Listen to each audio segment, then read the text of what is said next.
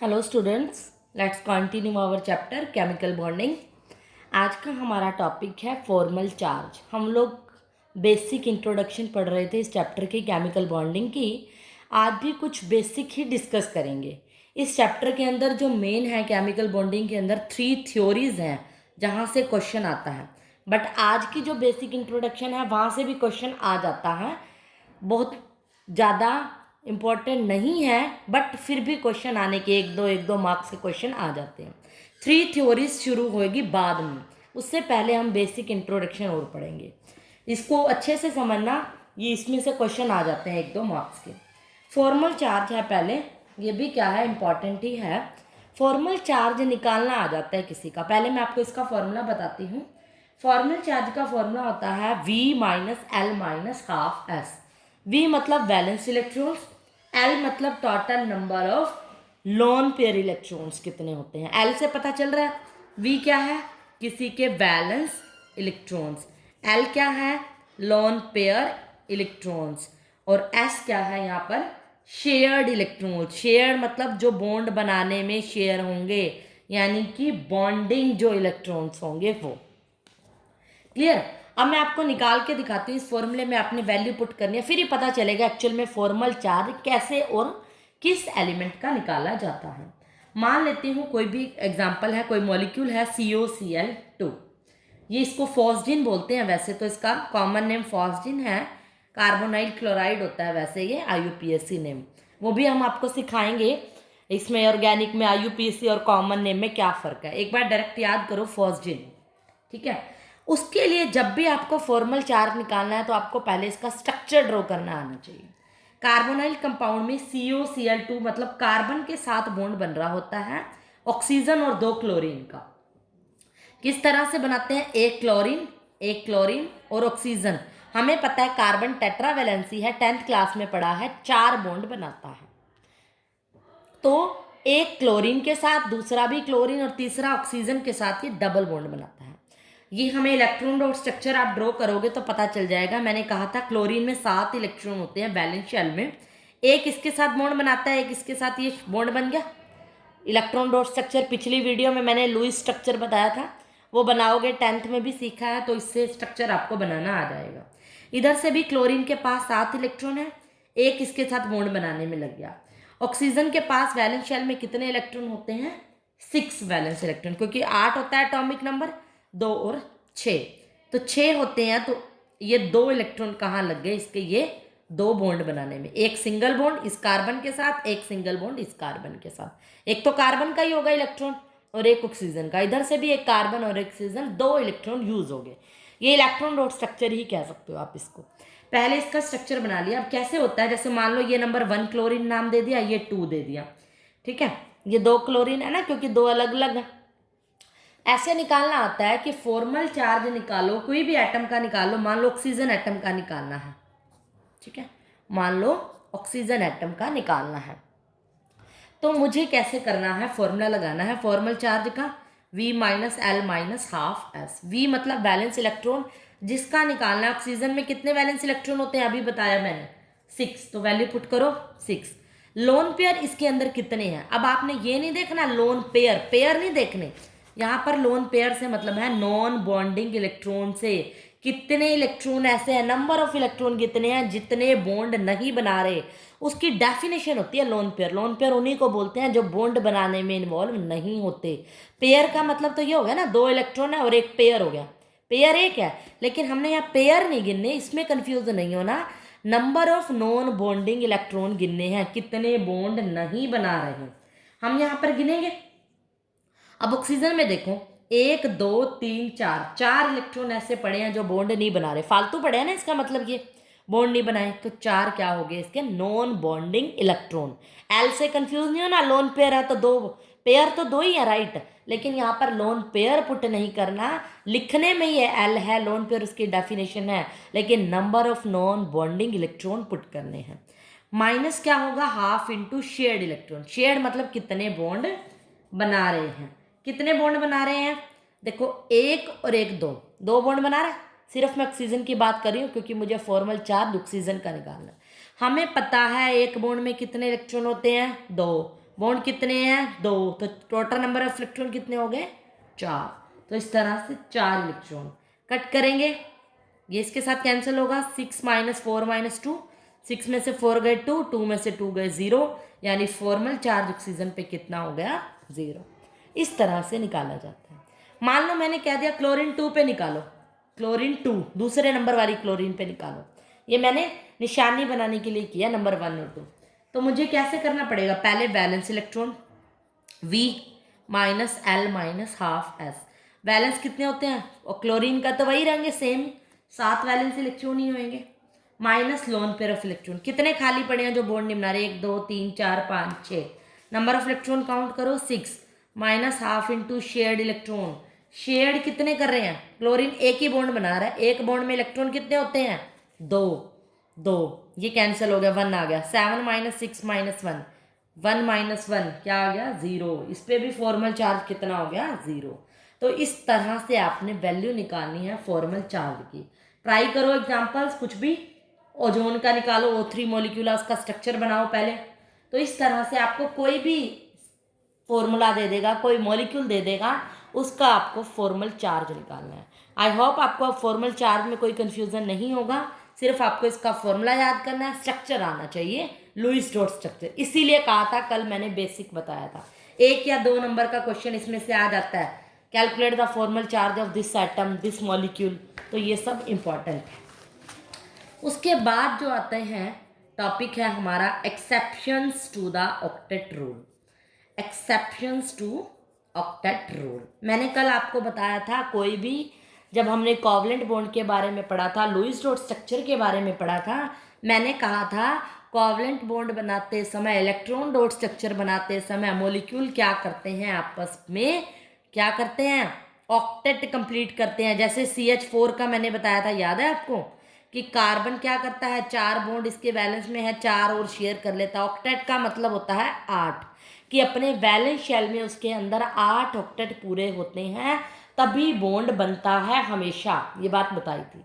लेकिन आज मैं ऐसे एक्सेप्शंस लेकर आई हूँ ऑक्टेट रूल के, मतलब उसके वैलेंस शेल में किसी एटम के 8 इलेक्ट्रॉन नहीं होंगे, फिर भी बॉन्ड बन जाएगा। एक्सेप्शन जिसको हम कहते हैं, वो एक्सेप्शन किस किस में देखने को मिलती है? पहले आपको मिलती है हाइड्रोजन मॉलिक्यूल के बीच में।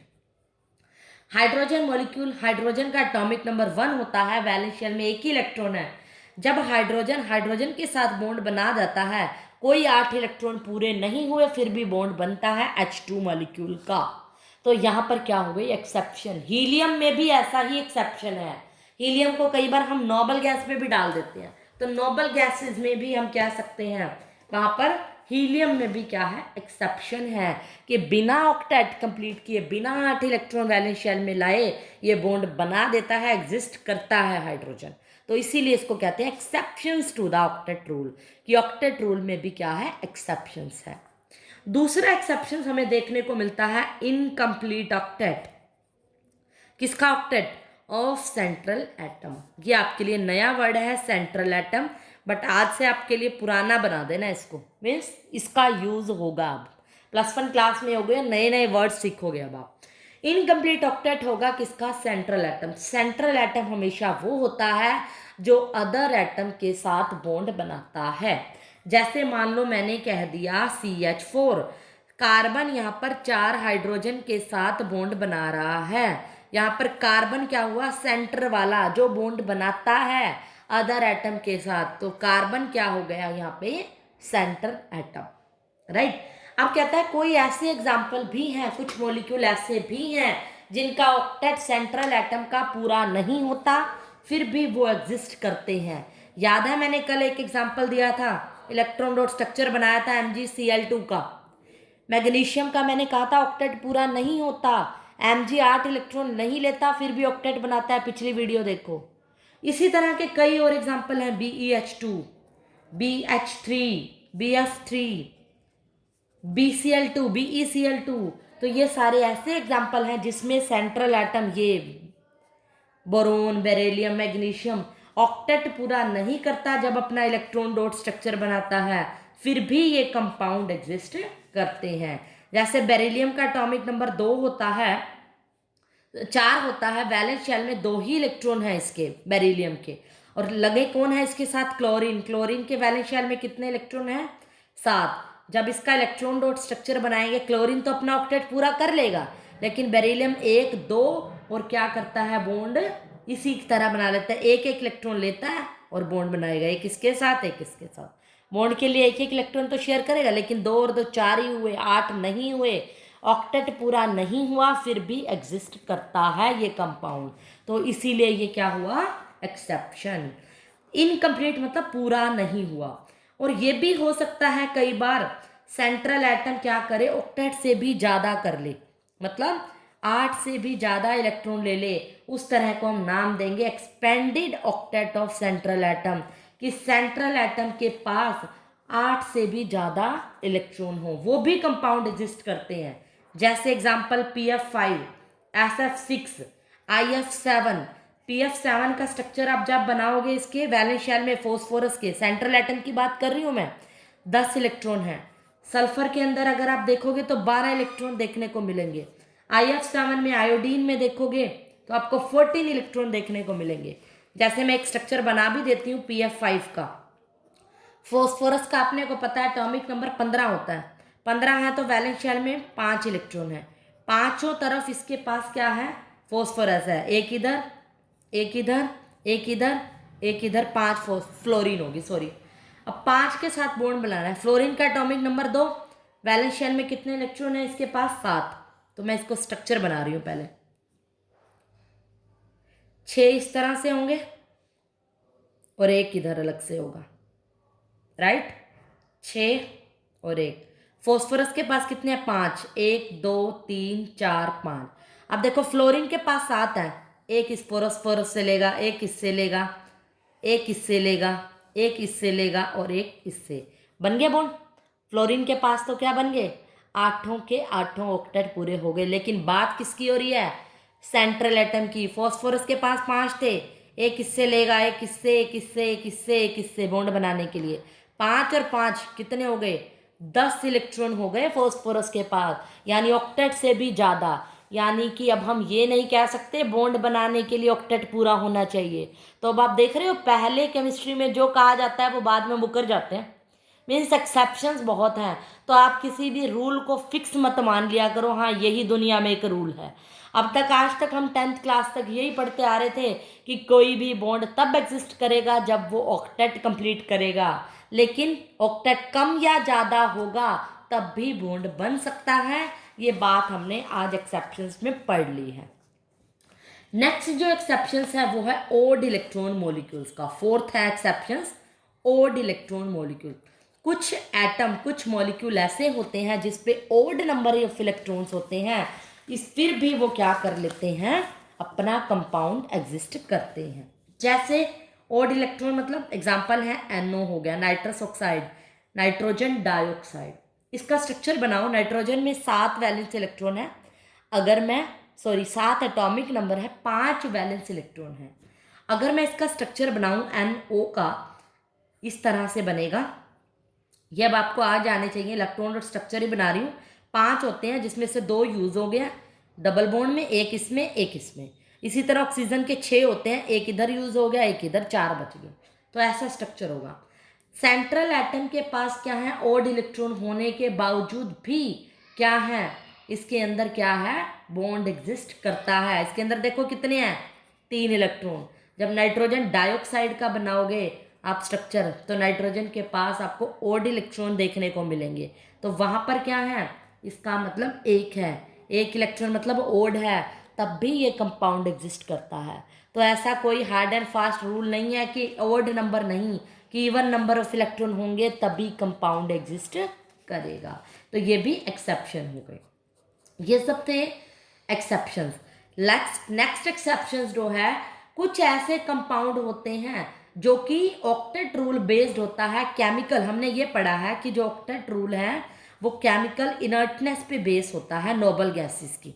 पढ़ा है हमने कि जो नोबल गैसेस होती हैं, इनर्ट गैसेस, उनकी स्टेबिलिटी, वो स्टेबल होते हैं तब ही एग्जिस्ट करते हैं बॉन्ड। लेकिन कुछ नोबल गैसेस ऐसी होती हैं जो ऑक्सीजन और फ्लोरीन के साथ भी कंपाउंड बनाती हैं, स्पेशली जिनोन और क्रिप्टोन। ये क्या करते हैं, इनके साथ कंपाउंड बनाते हैं। नोबल गैसेस हमने क्या पढ़ा हुआ है कि केमिकल इनर्ट है, स्टेबल होते हैं, किसी के साथ बॉन्ड नहीं बनाते। Helium, neon, argon, krypton, xenon, noble gases सुनी है पीरियडिक टेबल के अंदर। हमने कहा है कि वो इनर्ट होती हैं, किसी के साथ रिएक्ट नहीं करती। लेकिन जिनोन और क्रिप्टोन ऐसी नोबल गैसेस हैं जो ऑक्सीजन और फ्लोरीन के साथ बॉन्ड बनाती हैं। तो ये भी क्या हो गई, ड्रॉबैक ही हो गई। XeF2 कंपाउंड होता है, KrF2 भी कंपाउंड होता है क्रिप्टोन का फ्लोरीन के साथ। XeOF2 भी कंपाउंड है, इसकी स्टडी भी हम करेंगे आगे, SP ब्लॉक पढ़ेंगे जब। XeO4, XeF6 ये सब कंपाउंड है, और ये इनर्ट गैस ही तो है जिनोन, क्रिप्टोन। तो ये क्या हुआ, एक्सेप्शन। नेक्स्ट एक्सेप्शन है कि ये थ्योरी जो ऑक्टेट रूल की जो थ्योरी है, ये शेप ऑफ मॉलिक्यूल्स के बारे में नहीं बताती।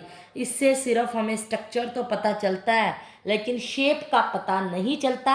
इन कमियों को पूरा करने के लिए इस चैप्टर में हम 3 थ्योरी पढ़ेंगे, VSEPR, VBT और MOT।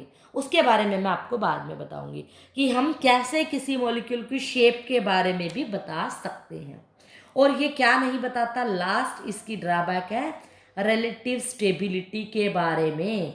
किसी भी मॉलिक्यूल्स की जो स्टेबिलिटी है कि कंपाउंड स्टेबल है या नहीं in terms of energy, energy की फॉर्म में, वो नहीं बताता कि कंपाउंड स्टेबल है या नहीं। उसकी स्टेबिलिटी के बारे में भी ये नहीं बताता। ये भी इसकी क्या है, ड्रॉबैक। इसकी ड्रॉबैक पे बहुत ज़्यादा क्वेश्चन आते हैं, बड़े अच्छे से करना है इसको। आई होप आपको ड्रॉबैक्स क्लियर होगी। नेक्स्ट जो हमारा टॉपिक है वो है बॉन्ड पैरामीटर से। बॉन्ड पैरामीटर, इसमें सिंपल डेफिनेशन है, बड़े अच्छे से समझनी है उसको। पहली मैं कुछ स्टार्ट कर देती हूँ, कुछ बेसिक्स आज करा देती हूँ। पहली जो डेफिनेशन है बॉन्ड पैरामीटर्स मतलब बॉन्ड्स के बारे में हम पढ़ेंगे। पहली जो डेफिनेशन है वो है बॉन्ड लेंथ के बारे में। नाम से ही पता चल रहा है, जैसे मान लो कोई मॉलिक्यूल है ए और बी के बीच में बॉन्ड की कितनी लेंथ है, कितना डिस्टेंस है, दैट इज बॉन्ड लेंथ। मान लो ए एटम, इसकी शेप ऐसी है, बी एटम, इसकी शेप ऐसी है। न्यूक्लियस से लेके आउटर मोस्ट डिस्टेंस, न्यूक्लियस से लेके आउटर मोस्ट डिस्टेंस, ये बीच का डिस्टेंस यहाँ से मैंने बताया था आपको जब रेडियस, एटॉमिक रेडियस बताया था, ये इंटर न्यूक्लियर डिस्टेंस होता है, याद है। तो यही मान लो ये RA है, इसका डिस्टेंस, बी मॉलिक्यूल का RB डिस्टेंस है, तो टोटल R क्या होगा, RA प्लस RB।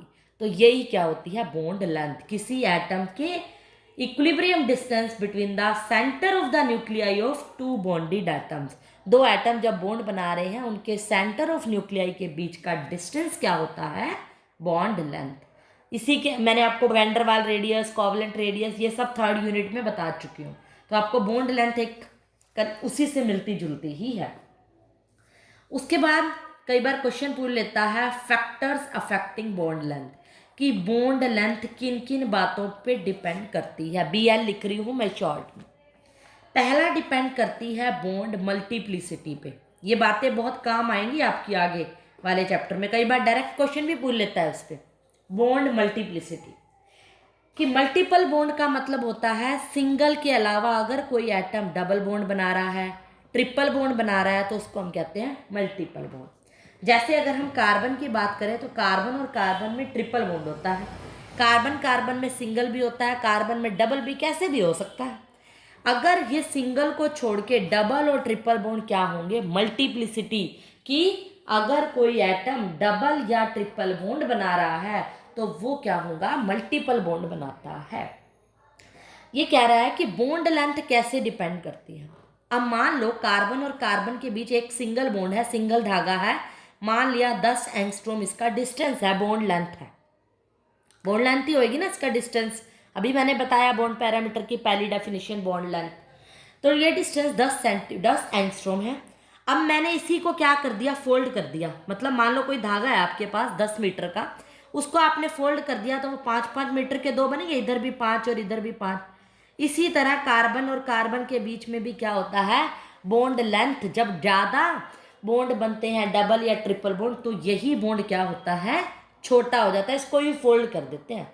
इसके मैंने कहा 3 हिस्से करो, तो 3.5, 3.5, 3.5 के, 3.25 के, जैसे भी हिस्से होंगे, मान लो 12 हैं, 12 एंगस्ट्रॉम है तो 3 हिस्से कैसे होंगे, 4 4 4, यानी कार्बन में कार्बन के बीच में बॉन्ड 4 एंगस्ट्रॉम का, ये भी 4 एंगस्ट्रॉम का, ये भी 4 एंगस्ट्रॉम का, ऐसे ही होगा। कहता है कि बॉन्ड मल्टीप्लिसिटी पे कैसे डिपेंड करता है, बॉन्ड लेंथ डिक्रीज होती है with increase in bond multiplicity, कि अगर मैं मल्टीप्लिसिटी बढ़ाऊंगी यानी सिंगल से डबल, डबल से ट्रिपल बॉन्ड बनाऊंगी तो बॉन्ड लेंथ घटती जाएगी। एक तो 12 एंगस्ट्रॉम का धागा होगा, अगर मैं इसको 2 हिस्सों में बांटूंगी तो वो 6 6 का हो जाएगा, 3 में बांटूंगी तो 4 4 का होगा, यानी बॉन्ड मल्टीप्लिसिटी बढ़ती जा रही है तो बॉन्ड लेंथ क्या हो गई, घट गई, यानी कि ये इन्वर्सली प्रोपोर्शन है। कई बार रिलेशन पूछता जाता है कि फैक्टर कैसे इफेक्ट करता है, how bond multiplicity effect on the bond length, तो बॉन्ड लेंथ बढ़ने से बॉन्ड मल्टीप्लिसिटी क्या होती है, घट जाती है। दूसरा फैक्टर है इसका साइज ऑफ एटम, कि अगर बॉन्ड लेंथ इंक्रीज होगी, अगर साइज इंक्रीज होगा, इसके क्या है, डायरेक्टली प्रोपोर्शन। ऑब्वियसली अगर कोई एटम है, कार्बन और कार्बन के बीच में बॉन्ड है, सिलिकॉन और सिलिकॉन के बीच में बॉन्ड है, जर्मेनियम और जर्गेनियम में है, कार्बन एटॉमिक नंबर 6 होता है, साइज छोटा है, सिलिकॉन का उससे बड़ा, जर्मेनियम का उससे बड़ा, ऑब्वियसली इनके बीच का डिस्टेंस भी क्या हो जाएगा, ज़्यादा, इसका थोड़ा छोटा, इसका और भी छोटा, जर्मेनियम की ज़्यादा, it means bond line size के साथ बढ़ती है। ये थी बॉन्ड पैरामीटर्स के अंदर पहली डेफिनेशन। सेकंड जो डेफिनेशन आती है वो है बॉन्ड एंगल क्या होता है। ये सिर्फ बेसिक टर्म्स हैं, आपको पता होनी चाहिए। बॉन्ड एंगल है, जैसे मान लो CH4 कोई मॉलिक्यूल है, CH एक एटम दूसरे एटम के साथ जो भी एंगल बना रहा है, इनके बीच कोई ना कोई एंगल तो होगा, 2 फिंगर्स पकड़ी हैं, दोनों के बीच में कोई एंगल है, बॉन्ड एंगल। इसी तरह हमारी फिंगर्स के बीच में एंगल है, ऐसे 2 बॉन्ड के बीच का जो एंगल होता है वो क्या होता है, बॉन्ड एंगल।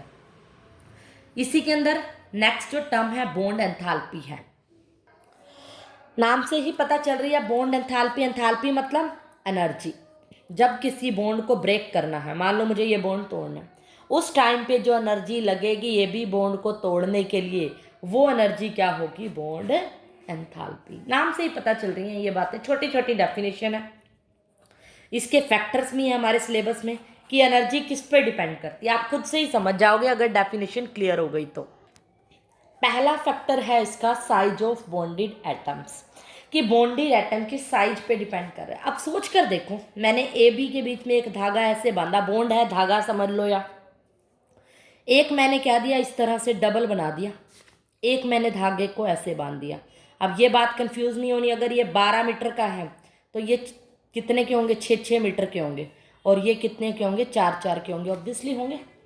अगर मान लो कोई 2 आदमी हैं, उनको एक रस्सी से बांध रखा है, यहाँ उन्हीं 2 आदमी को 2 रस्सी से बांध दिया, या उन्हीं 2 आदमी को 3 रस्सी से बांध दिया, तो कौन सी रस्सी ज़्यादा मजबूत होगी, सोचो।